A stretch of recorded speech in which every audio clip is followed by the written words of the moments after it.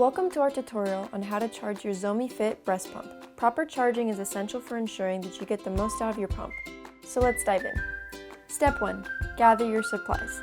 You'll need the Zomee Fit Breast Pump and the provided adapter and charging cable.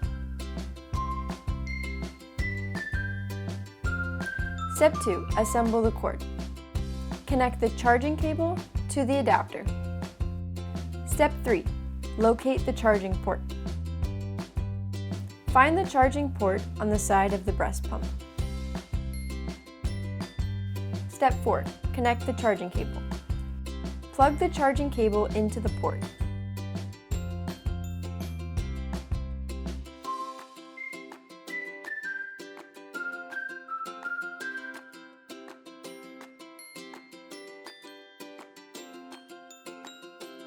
Then, connect the other end into a power source, such as a wall adapter or a USB port.